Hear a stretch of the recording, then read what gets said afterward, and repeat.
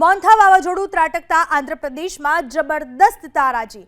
બંગાળની ખાડીમાં સર્જાયેલું વિનાશક વાવાઝોડું મોન્થા મંગળવારે રાત્રે આંધ્રપ્રદેશના કાકીનાડા અને મછલીપટ્ટનમ દરિયા કિનારા વચ્ચે પ્રતિ કલાક 100 થી 110 કિલોમીટરની ઝડપે ત્રાટક્યું હતું। લેન્ડફોલ પછી વાવાઝોડું ઓડિશા તરફ આગળ વધ્યું હતું, જેને લઈને પ્રશાસન એલર્ટ મોડ પર। વાવાઝોડાની અસરને લઈ ઓડિશામાં દરિયામાં ઊંચા મોજા ઉછળી રહ્યા છે। હજારો લોકોને સુરક્ષિત સ્થળે સ્થળાંતર કરવામાં આવ્યા છે। ઓડિશાના ગંજમ, ગજપતિ, રાયગડા, કોરાપુટ, મલકાનગિરી, કંધમાલ, કાલાહાંડી અને નબરંગપુર વિસ્તાર સૌથી વધુ પ્રભાવિત। લોકોને ઘરમાં જ રહેવાની અપીલ કરવામાં આવી। લોકોને દરિયાથી દૂર રહેવાની સૂચના આપવામાં આવી છે। તો આ તરફ ગઈકાલે આંધ્રપ્રદેશમાં વાવાઝોડાના લેન્ડફોલની પ્રક્રિયા 3 થી 4 કલાક ચાલી હતી।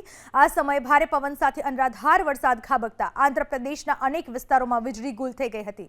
અત્યાર સુધી 3 લોકોના મોત થયા। 10 થી વધુ જિલ્લામાં લોકોને ઘરની બહાર ન નીકળવા ચેતવણી અપાઈ હતી। આંધ્રમાં વાવાઝોડાના કારણે 52 ફ્લાઇટ્સ રદ કરાઈ હતી। વિશાખાપટ્ટનમમાં આખો દિવસ ઉડ્ડયનનું સંચાલન બંધ રખાયું હતું। તો દક્ષિણ મધ્ય રેલવેએ 97 ટ્રેન રદ કરી હતી, જ્યારે 5 ટ્રેન ડાયવર્ટ કરાઈ હતી। આ તરફ 75,000 થી વધુ લોકોને સુરક્ષિત સ્થળે ખસેડવામાં આવ્યા। વિનાશક વાવાઝોડાના કારણે આંધ્રમાં 1,38,000 હેક્ટરમાં કૃષિ પાકનો કચ્ચર ઘાણ બોલી ગયો।